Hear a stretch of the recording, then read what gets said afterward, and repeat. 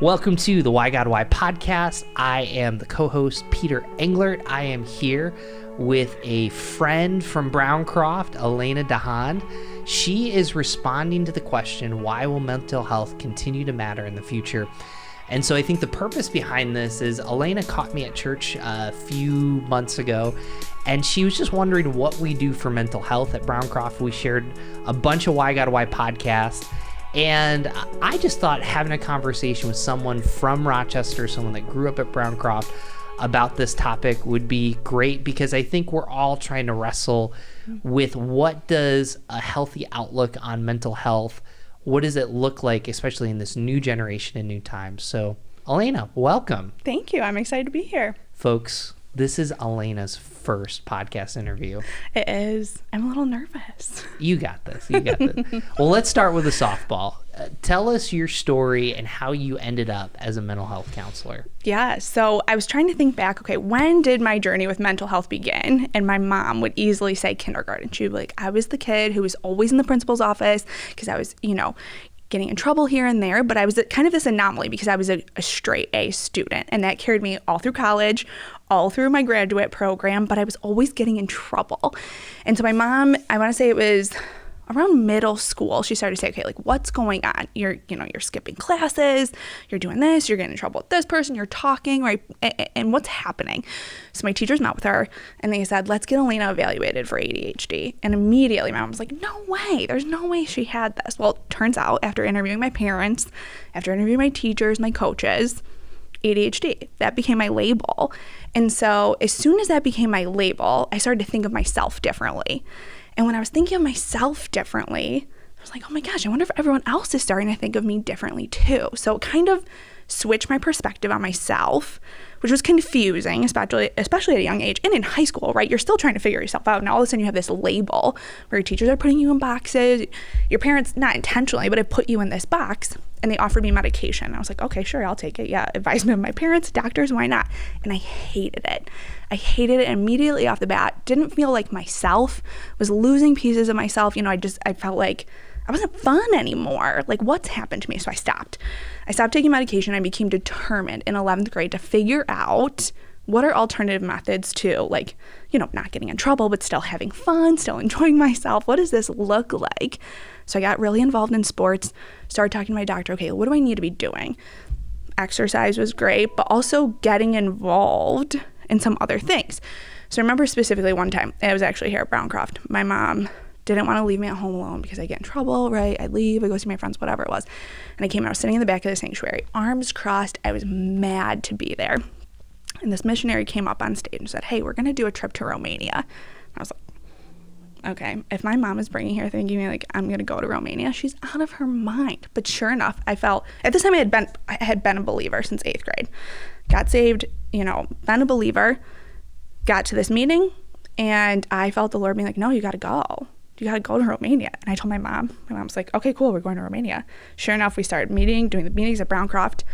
So my first introduction to mental health outside myself was in Romania when I went, and we had a week with these orphans, different groups of people. We did some homeless population work, and immediately my heart was like, this is what I'm meant to do. Like, I'm meant to work with kids that are like me, who have either been kicked out of school, who are struggling at the orphanage. And I came home, signed up for Houghton as English as a second language major. I got there and I was like, this is not for me. Like, what is happening? I was confused, really confused about what God was doing in my life. And then I went to Romania again. And my passion, because that's a word you use, when your passions start, it was when I was a freshman in college, and I'd gone on this second trip to Romania, and we went to this town 1 hour north of Arad where we were staying. Mm-hmm. It was this psychiatric institution called Moncria. And I think there was 170 patients at the time, and it was unlike anything I had ever seen. It was, if you've seen the movie Shutter Island, right? The big gates open, and there's people kind of wandering around in these uniforms. I was like, this is just a world so far outside anything I've ever seen. And I remember sitting down with the person, the missionary there, who said, yeah, some people are really called to do this work their entire lives. And I was like, I think this is what I'm called to do. I think this is me. I remember calling my mom, sending an email home, and my mom being like, I don't know, Alannah, don't switch your major. You've been there for a week. I came home, switched my major to intercultural studies, psychology, and 2 years later, I found myself in a social work program, and I kept going back to Romania. I kept going back to that psychiatric institution where I just grew to love the people. I didn't speak the same language as these people, but just being in the presence of those people, I felt the Lord being like, this is for you. And so that's kind of how my personal passion began. I want to back up a little bit. So mental health has changed. Just our perceptions have changed. Not completely, because I think that's why we're having this conversation. But take us back to the Alannah, when you were in elementary school all the way up to high school. You got, diagnosed with ADHD. Mm-hmm. What would have been different if that happened to you today, positive and negative? Oh, positive. I would think that it's more well known, right? I mean, I haven't been out of, I want to say middle school, maybe it was like 15, 20 years ago that I was there, but the resources are greater. There were inclusive classrooms, of course, but there wasn't anything specific to my knowledge for kids who had ADHD. You just got this label, and your teacher's like, okay, this person's different, but that was about it, right? Talk to your doctor, get on some medications, but there weren't necessarily resources of how are we going to specifically help this child. And now, I mean, I see kids that are my age, where we're, in the 13, 14, 15, navigating this, and there's resources. There's groups that they can attend, right? There's online forums where they can talk to other kids that are like them. There's tons of different outlets and resources. And while social media can be, that's a whole nother topic, but there's a lot of positive that comes from social media, seeing I'm not the only person like me. And so I felt like I was the only person like me. And I was in this weird space because teachers didn't really care because I was passing, right? I did great. Like I did excellent school. I tested well. I was in all AP classes, but I was the jokester. I was constantly talking, distracting other kids, which is disruptive, of course, to the other kids who are trying to learn. And so positive, oh man, I don't know. I think there's just more resources, more outlets for kids, more opportunities to not be the only one in this situation. Well, and I feel like a theme for this conversation, and we might just dive into the controversial, is like I'm married to a mental health counselor. We've talked about that in the podcast. Right. Good old Robin. But I think the struggle is when you overcompensate. Mm-hmm. Like, so for example, I'll hear someone that's not diagnosed with ADHD. Oh, that's just an ADHD moment. Mm-hmm. And maybe that's true, but, I think that there's some listeners that listen to this, or even some critics maybe online, that are like, have we gotten too much in the diagnosis game? Are we overcompensating? Mm-hmm. And I don't know. I mean, you've lived it, so I think you have some credibility, not just educationally, but experimentally. Yeah, I think I needed it. At that age, I don't think that's the same for everyone, because I think some people really attach to a label and it becomes a definition for them. But I needed that to figure out, okay, what do I need to do differently in order to be successful in my life? And so for other people, I do this a lot in my practice, right? People come in and I'm like, why are you here? And of course, they start off with what they're struggling with, what they've been diagnosed with. And I say, okay, let's table that for a second, because that's just a piece of you, right? Mm-hmm. There's so much more to you as a human, so much more to you as a person than this label. The labels were created to help doctors, physicians, therapists to figure out, okay, what's the best evidence-based practice to work with this person? But it's become almost this like name tag that people want to wear around. And there's so much more to people beyond that. You can have anxiety. 9,000 other things, right? Same thing with anyone who's on the SPM, serious and persistent mentally ill spectrum, right? You can have bipolar, but you can also be a doctor. Mm-hmm. And so where the labels used to be really limiting, I think when I was younger, I needed it personally for my own, mental health journey, my professional journey. Now, I think people are still defining themselves in such small boxes. But the research is there, and the opportunity to meet with other people like you is there to say, okay, this isn't all that I am. Okay, well, so walk us through this last year. So you work at Agape Counseling, but you also have a job at Strong. And, there's been a lot of conversations about mental health. We'll kind of dive in a little bit more, kind of the current conversation. But what was this year like for a mental health therapist? This year in general, it's so hard to narrow it down to exactly what it was like. It was challenging. And it was rewarding, right? There's positive and negative to every situation. Positives that I've seen come out not only at Agape, but also at the hospital is that resources are expanding, right? The breadth and the depth and the reach of some of these resources, because they've transitioned to telehealth, right? They've transitioned to things like podcasts, things like, social media outlets. The more tangible, good resources are available to people at home, whereas you used to have to go to an office, you used to have to see a doctor, you used to do all these things, but now the breadth it's so much wider. Challenges, of course, when the pandemic first hit, I was working in a rural county mental health clinic. And so immediately, we were furloughed for 7 weeks because the county didn't know how to handle this, right? They said, this is going to be short. We're just going to send you home for 7 weeks. Blessing, great. I got to be home with my kid. But we came back to a big challenge of these people have been without services for 7 weeks. And the biggest challenge we face, especially in rural, right, different from Rochester, but rural county, was that people didn't have access to the internet. They didn't have quality access. And so the immediate reaction of everyone was like, oh, just push everyone to Zoom, push everyone to telehealth. But that wasn't a simple fix for where we were. We were doing a lot of sessions on the phone, but you'd have someone who said, well, I've only paid for 30 minutes to have on my phone this week. And so how, navigating that, it was a challenge. So help us understand, like, what you're saying at Strong was, you had people that consistently need mental health therapy. Between Strong and Agape, how did new clients, how fast did that, because you're kind of dealing with two different things.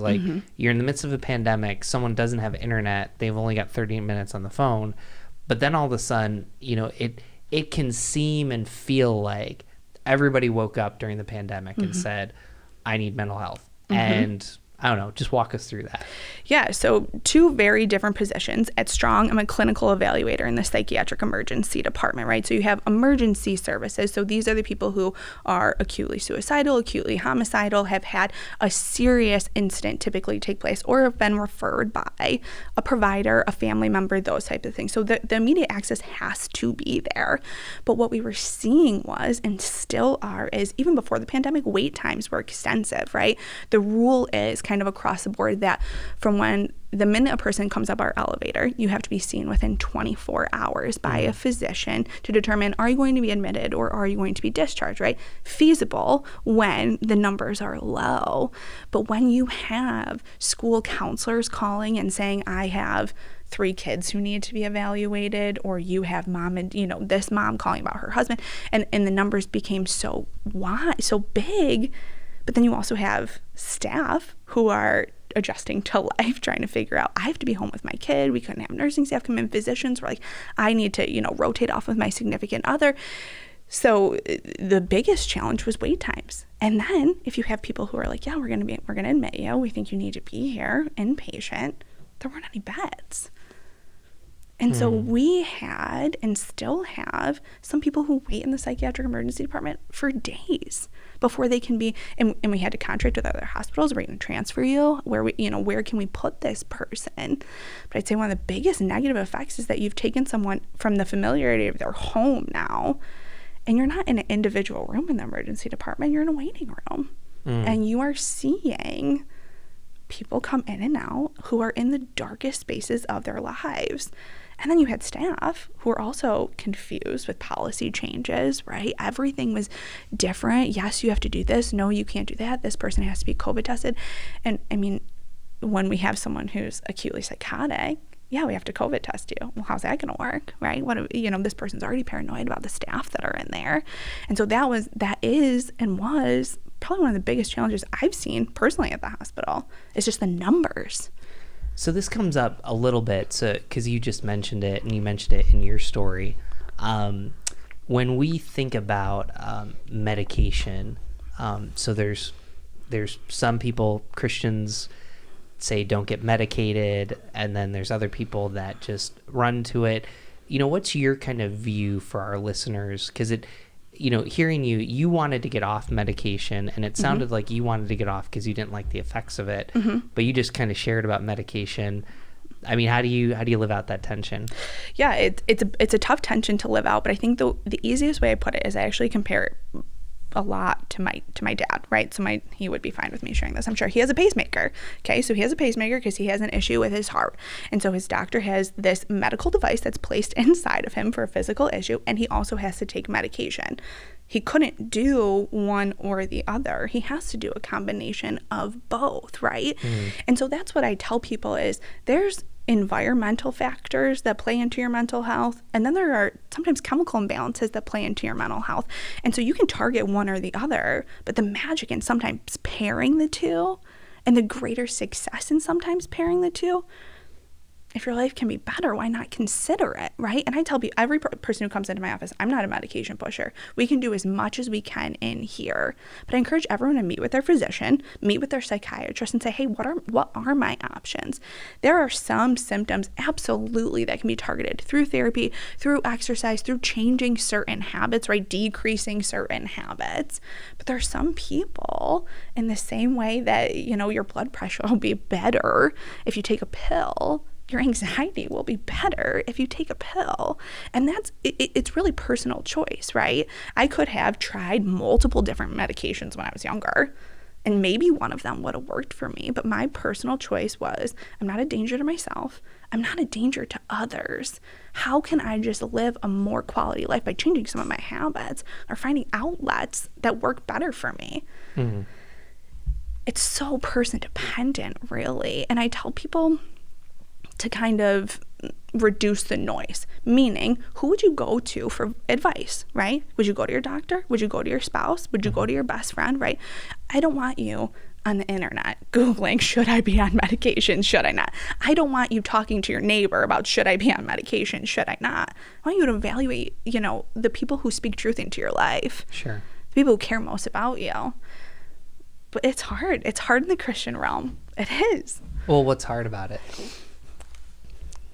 There's this concept that's kind of, it started back in 1984, and I remember learning about it in school. I went to Roberts Wesleyan, and it's kind of making its way back, called spiritual bypassing. Are you familiar with this at all? No, tell our listeners and tell me.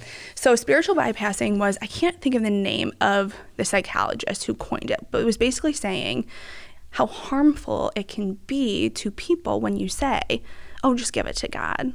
If you prayed harder, right? Or if you were in church more, you just need more community, right? And so in the same way that you wouldn't sit down if, your friend or someone you love has been diagnosed with cancer, you say, oh, just give it to the Lord, right? Or if you just lay at the feet of the cross, you won't need chemo tomorrow. Why then are we in this space, and I see it a lot in the Christian world, of being like, I have people come into me and say, I feel like I've been praying so hard and God hasn't taken this away from me. It's the same question when people are physically ill, right? I feel like I've been praying so hard and my loved one's still dying of cancer. And so this concept of spiritual bypassing is saying, well, if you just give it to God, it'll all go away. That's not how God works, right? Mm-hmm. We don't see that in physical ailments. Why do we draw this parallel to a mental ailment when your brain is sick? The same way your heart gets sick, the same way your liver gets sick. But it's just this kind of like this veiling of, well, if you just do this, it'll be better. Well, Jennifer Ferrari, who we've had on 3 times, she talks about that. We just had an episode come out. Okay. What's the stigma of mental health in the church? And it's funny because I can imagine someone walking in and saying, I'm very depressed, and, I've prayed about it, and I prayed all night. And you're like, well, if you prayed all night, when did you sleep? Well, I slept for 2 hours. Like, yep. There's your solution, So where I want to go now, we kind of had a pre-conversation about this. So, we're recording this at the end of the Olympics. Mm-hmm. I actually just noticed Emmanuel Acho is making a video on why do we need to talk about mental health. And, you know, again, this is a theme, but so Simone Biles, the whole situation, when you heard about that, walk us through your perspective as someone that lives in the mental health world. Yeah. So immediately I was like, you go, girl. I was happy because she took a stance for something she believed in. We were up in the Adirondacks, and I remember, you know, Eric being like, oh, Simone Biles isn't committing. I'm like, what? Like, I was so upset because I just love watching her.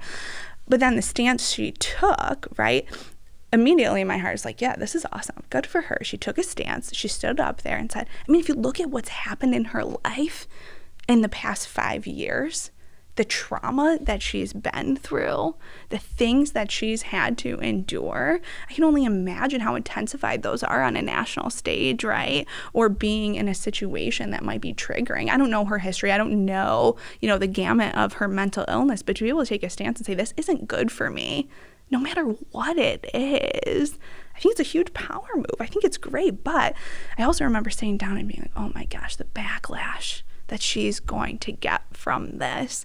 I was like, I remember praying, like, I hope she doesn't look at her social media, just the things that people were saying. You're weak, right? Why would you even make a comeback if you weren't going to, you know, see it all the way through? And so I remember being sad. And I tell people a lot in my practice too, like, you can experience two extreme emotions at once. I was like pumped that someone was taking a stance for mental health, but then also sad thinking about some of my clients who had taken a stance for the mental health and or set boundaries for themselves in the past, and it didn't go well, right? They got backlash from family, friends, whoever it was. She was getting backlash on a national stage. So there's a lot of facts in there. So like, she talked about experiencing the twisties.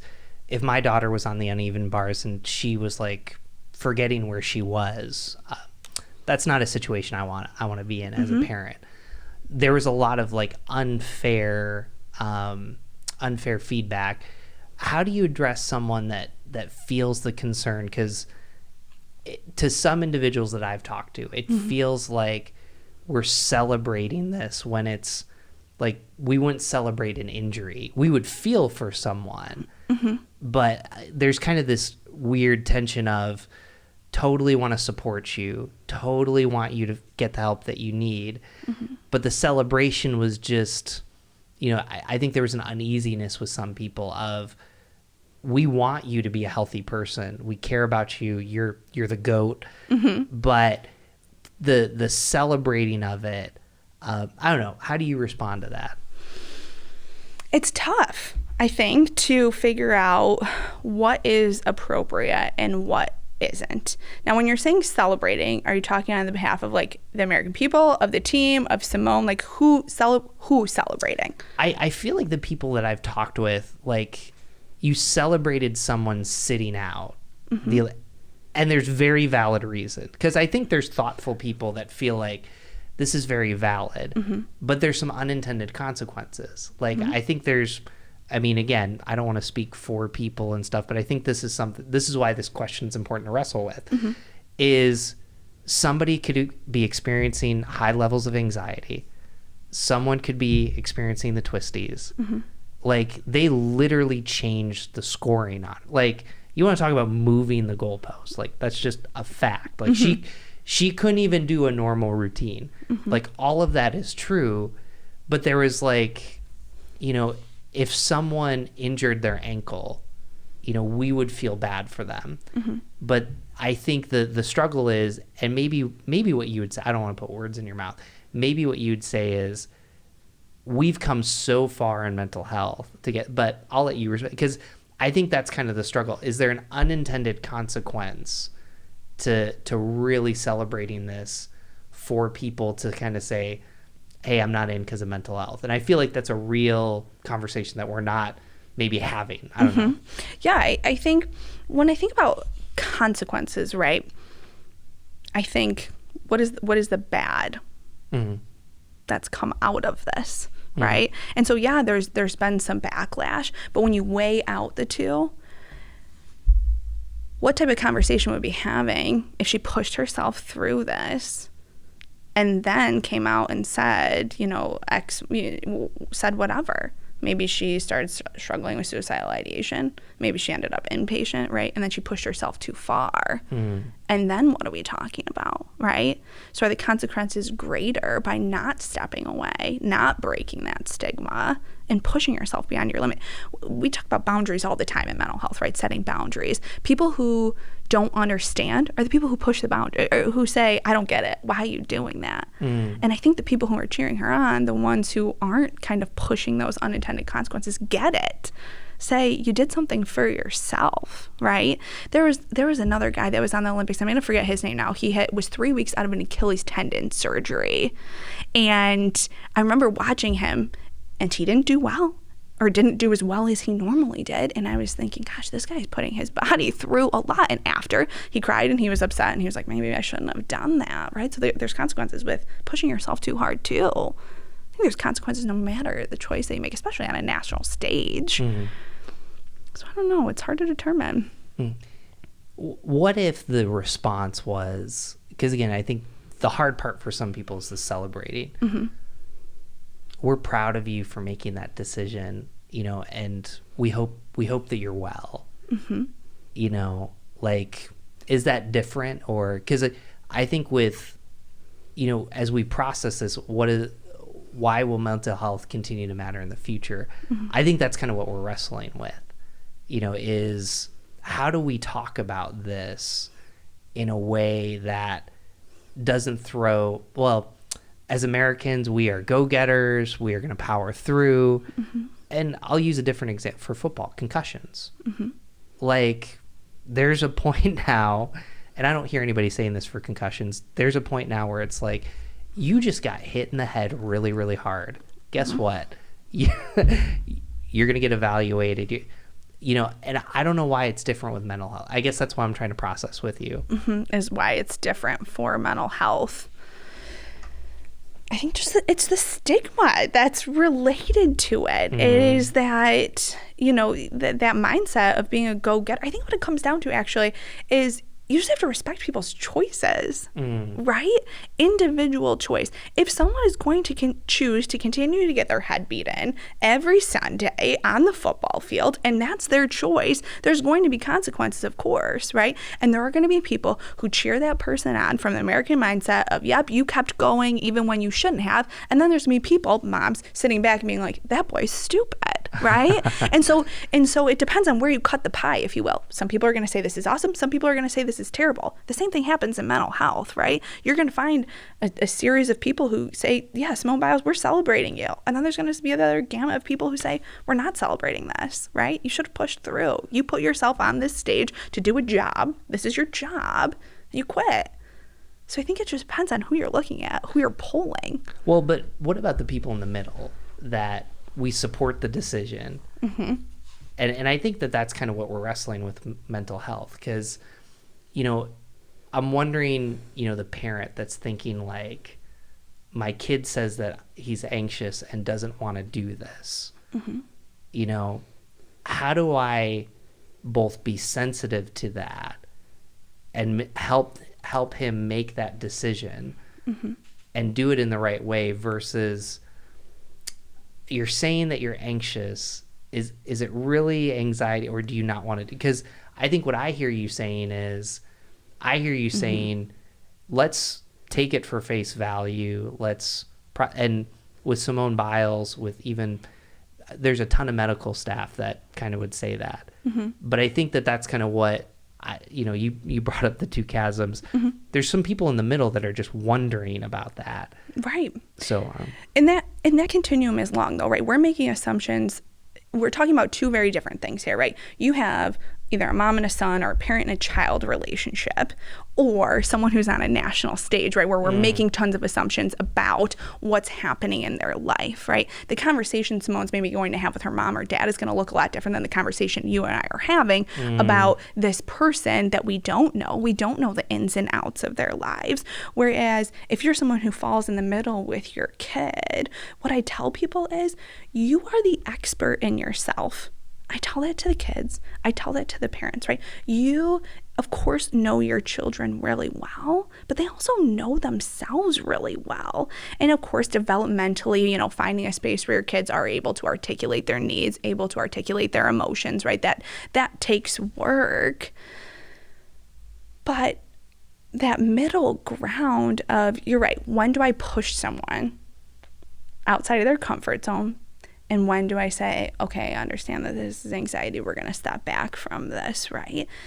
It's almost from a therapeutic perspective, like as a parent-child, that's not your call, right? The kid, there's consequences either way, right? If the kid chooses to push themselves beyond their level of comfort, there's going to be consequences of that. If the kid decides that I'm anxious and I'm going to use this as an excuse to not do something, there's consequences to that too. And that's part of the learning process, part of learning about yourself and figuring out what is right and what is wrong.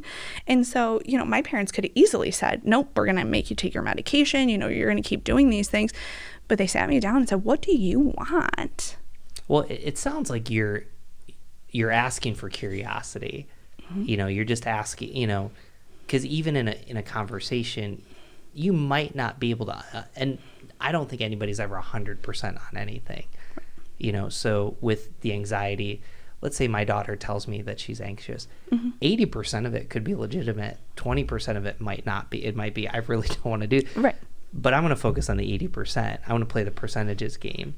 Mm-hmm. And even, even as we're talking about this, I think this is the conversation that people want to have, but don't feel comfortable because there is this span of course we feel mental health is a big issue. Of course we don't want anybody getting hurt, emotionally, physically, or even spiritually, but how do we engage this in such a way, with love and grace? And I think that's where people are kind of landing. And I'd even add truth in there too. Mm-hmm.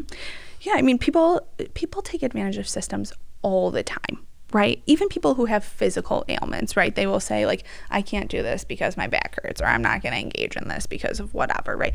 Of course, the continuum again is long, right? There are people who use mental health as an excusatory behavior to get out of things, whether it's a defense mechanism, a trauma response, whether that's how they've always learned things. Maybe they had a parent who had anxiety and their anxiety stopped them from doing a lot of things. Then they repeat the cycle of my anxiety is an excuse for everything, right? I'm not going to do this because I'm anxious. I'm not going to engage in this because I'm anxious. Oh, I can't enjoy this activity because I'm depressed, right? But then there's the other end of the spectrum where people say like, yeah, I have this, but it's not going to stop me from doing certain things. It's so person dependent that it's difficult to kind of narrow it, right? We want to address that middle ground, but that middle ground is so wide. Well, and you had the same response as my wife, which I get in some ways, because my wife said to me, she goes, if you knew about all the pressure in sports, and, it comes out, I think it was in Georgia, that one of the quarterbacks was like, thank God for the sports psychologist, and, and I think that's kind of what we're wrestling with this question. You're saying we don't have answers, but we're trying to at least address and identify some common ground and even some language to talk about it. So coming in, how does faith, you've talked about the stigma of the church, but how does faith really inform what you do? Inform? That's a good question. I mean, when I think back to my early days of working in secular practice, the hardest part for me was there are laws and rules against not being able to talk about your faith, right? I couldn't come out and say like, oh, I'm a Christian, let me pray with you. And so I had this internal struggle, this internal battle of once these people left my office, like, what am I to them? What am I doing?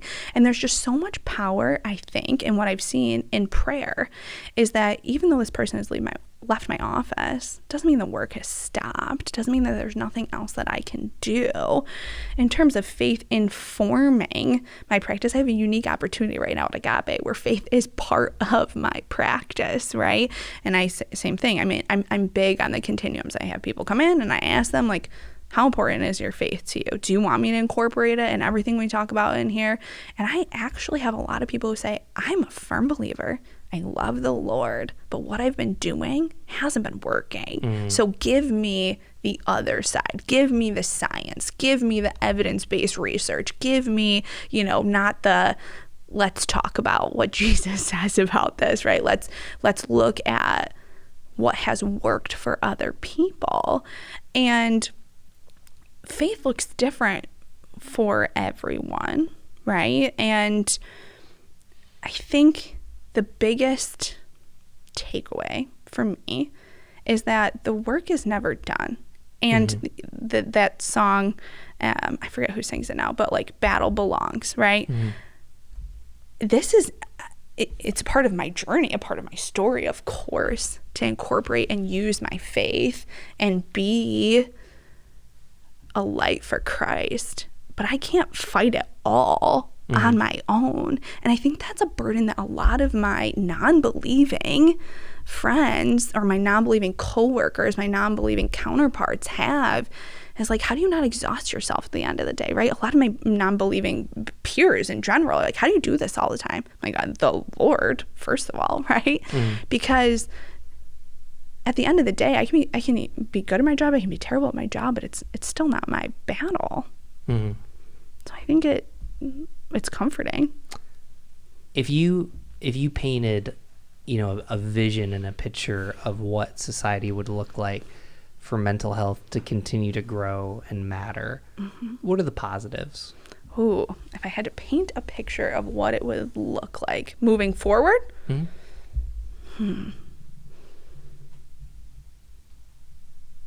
think it would be treated the same as physical health, right?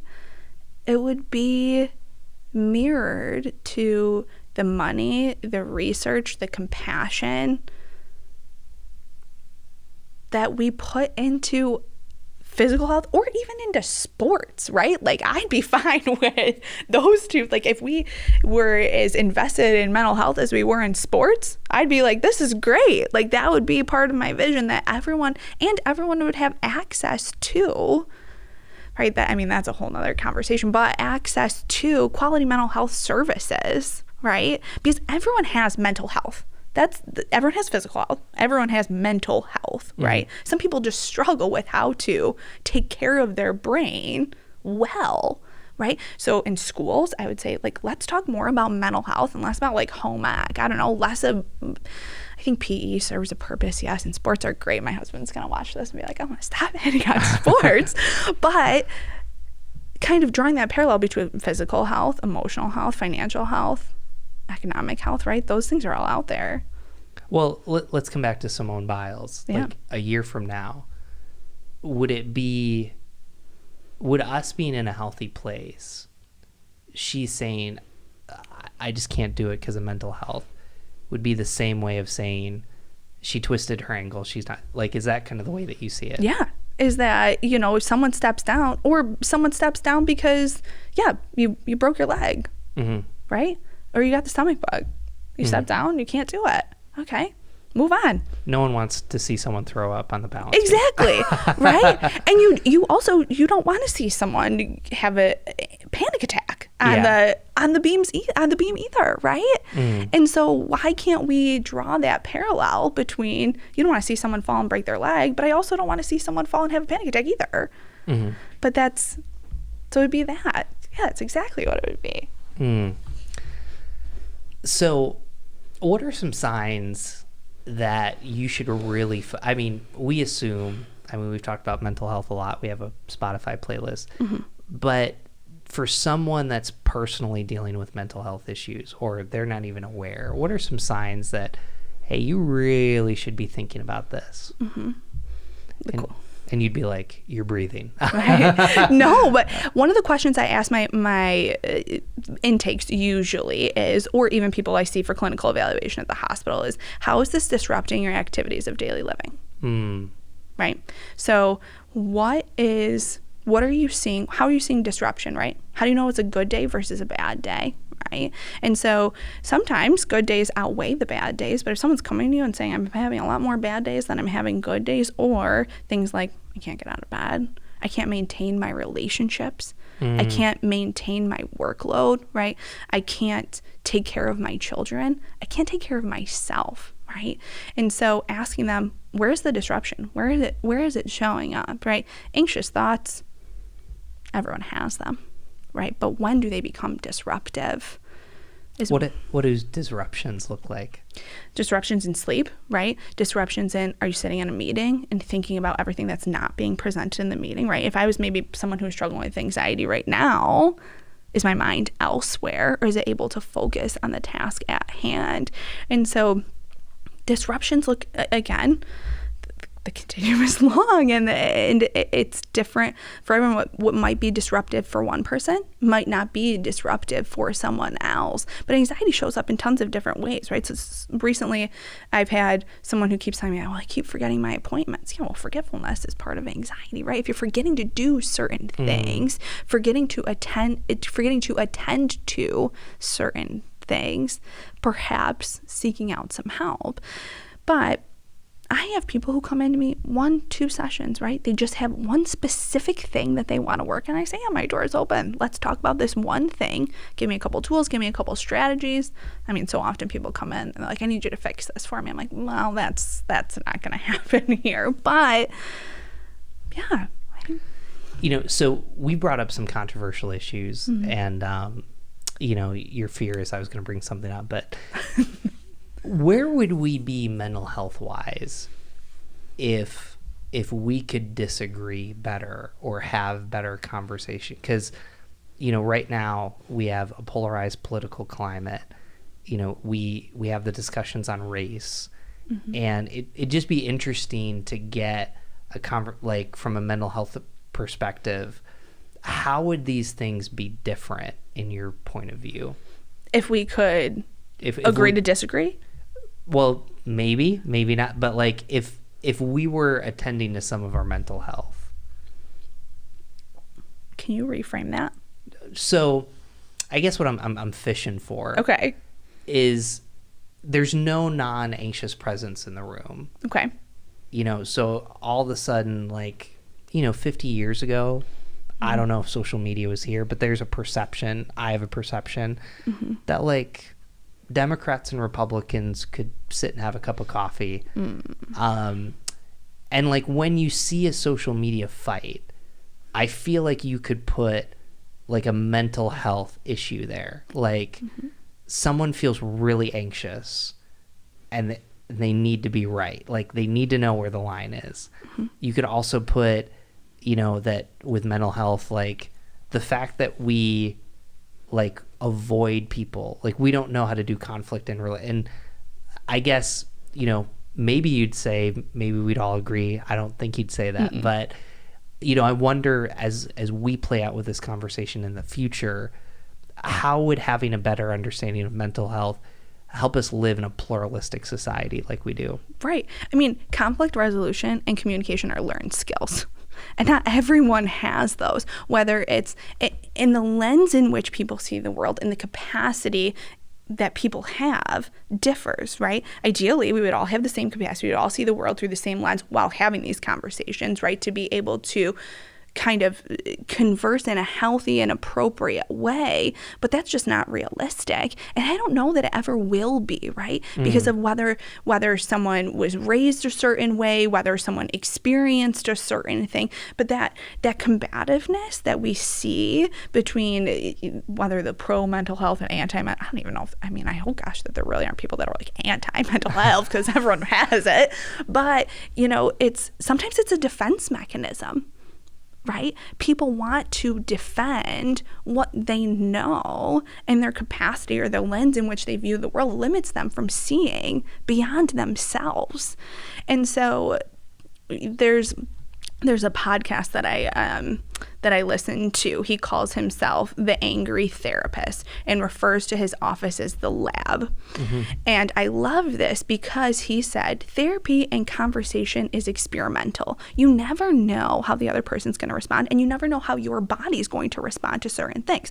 So where something might work really well for one person, it will not work at all or be detrimental to the next person. But being able to be in that space, knowing that this conversation, how this is going to go. I mean, even here, right? Like, oh, I'm trying to figure out, like, what are you going to ask next? Like, what are we going to talk about next?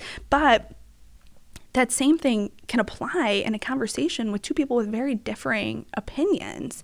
It's kind of taking that step back, removing that defense mechanism, removing whether it's that trauma response, removing that lens in which you see the world. But that is hard. And it's learned, and being able to take away some of that bias or take away some of this, no, I'm right because I've been through this, right? Yeah, you might be right, and you might have been through the same thing as me. You and I could have experienced the exact same thing, and we're going to view it differently. Our outlooks are going to be different because of, I don't know, you're a girl dad, I'm a boy mom. I don't know. There's tons of different things that impact someone's way in which they see the world. Ideally, we'd be able to sit down and have healthy conversation. But I think that that's part of the reason why I'm passionate about this podcast, because if you're listening or watching, this is a safe place for us to have conversations. And I don't know what it is about podcasts that people can sit there.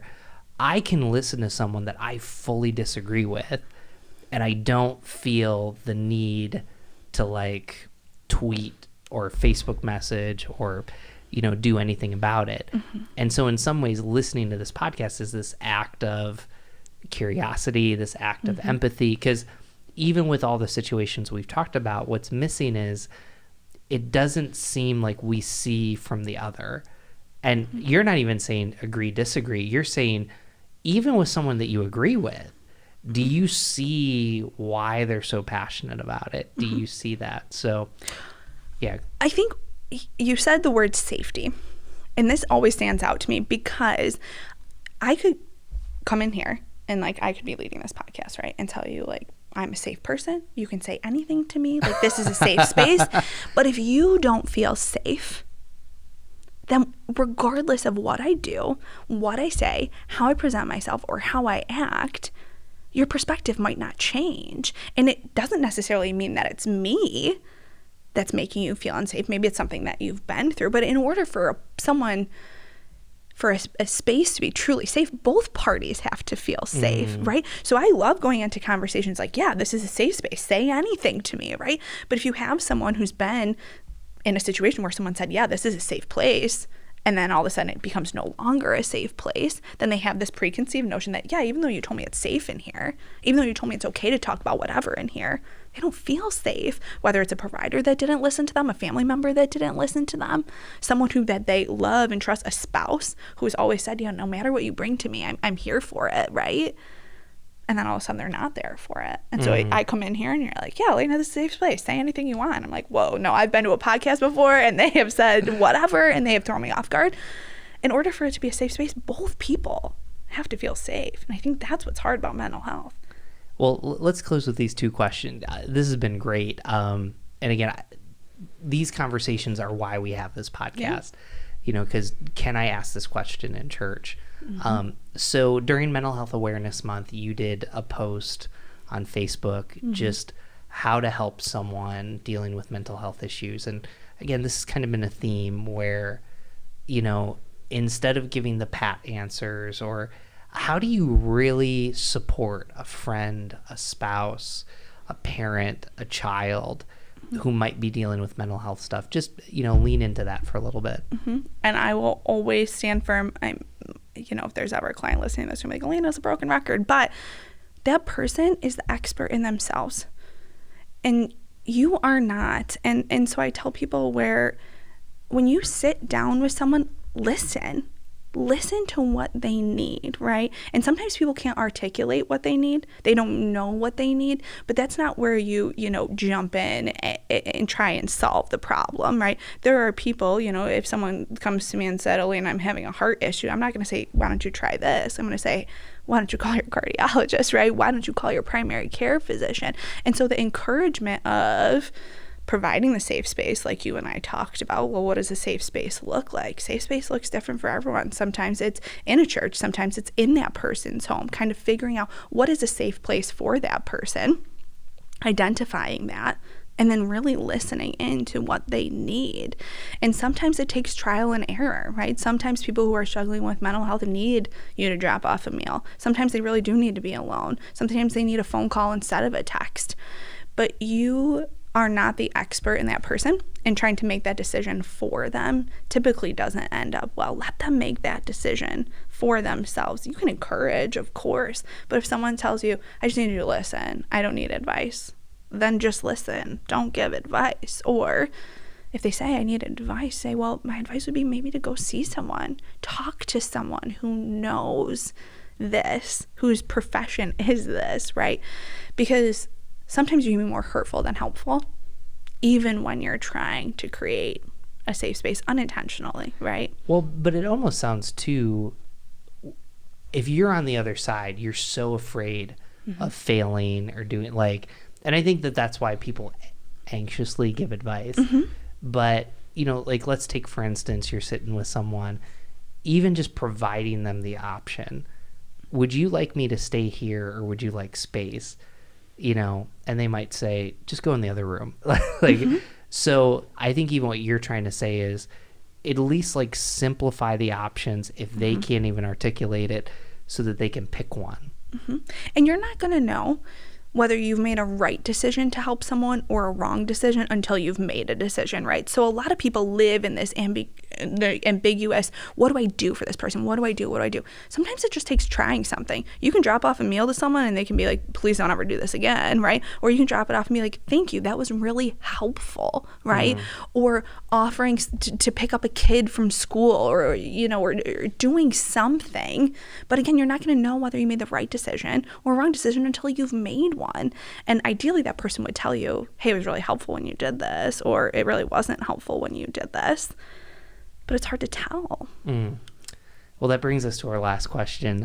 What does Jesus have to say about the topic? So, Alannah, this was a lot of fun. You're a really good interviewer. Thanks. I hope we get some more podcasts. So, as I was thinking about this interview, I was thinking about how isolated Jesus felt the night before he was to die on the cross, and actually it was 2 nights, but here he is praying. His friends are falling asleep. There's physical repercussions to the stress that he's going through. He's about to get betrayed. And I don't think we talk about that enough in relation to mental health, that when you pray to Jesus, there's someone on the other end that understands that feeling of isolation, that feeling of pain. And I just think from our conversation, all throughout the Bible are misquoted, but ultimately helpful thoughts on mental health that Jesus is saying, no, this is really real. The gospel writers felt it was so powerful that people knew how stressed Jesus was. And I think that that's a testament to God cares about our body, mind, and soul. So that's where I lean. That's why it's important to the future. Jesus thought so. Yeah. Such a pastor answer. No, but it's so true. And I use that example all the time in my practice, right? Not only for people who are trying to support others through mental health, right? Jesus needed space from the disciples, right? His friends sat outside while he tried to figure out what was happening, and he prayed and needed time. They didn't desert him. They didn't leave. And he said, you wait there while I do this, while I take care of me. And, we talk about too, we see in the Bible, Jesus wept, right? He cried. And I talk about that all the time in my practice for the people who fall on the continuum of let's talk about what this means. How does, the Bible inform, or, mental health show up in the Bible? But yeah, he grieved the loss of people. He grieved sin, right? He was sad. And people feel like they can't be those things sometimes. You can't be a Christian and be sad. You can't be a Christian, anxious, depressed, confused, right? Jesus cried out, my God, why have you forsaken me? Right? And he had that moment of, what is happening? How do I make it through this? Knowing full well what was to come, that it was going to be great. It was going to be the greatest sacrifice. It was going to be exactly what we needed. But in the midst of it, it was hard. Mm-hmm. And in the midst, the depths, the pits, the valleys of mental health, it's hard. God's still there, right? Even on your good days, bad days, God's still there. It doesn't make it not hard. Mm-hmm. You can trust in the Lord and still be scared. Mm-hmm. You can trust in the Lord and still be confused, frustrated, hurt, pain. It's all there, right? Well, I guess that just means we're just going to have you back on the podcast. So I don't know if I'm going to make you more anxious, but I did feel anxious because I resent you discussion notes that I already sent you, Jude. So, hey, we just confession time. We're just being real. So, right, I love it. hey, so people can find you at agaperock.org. Is there any other social media they can find you? Yeah, that's pretty much it. They got my bio up there. I'm on there. Go. Yeah. There you go. Done. Perfect. Hey, go to whygotwhypodcast.com. Subscribe. That's the best way to stay connected with us. Obviously, share this. Alannah, thank you so much for being on with us. Thanks for having me.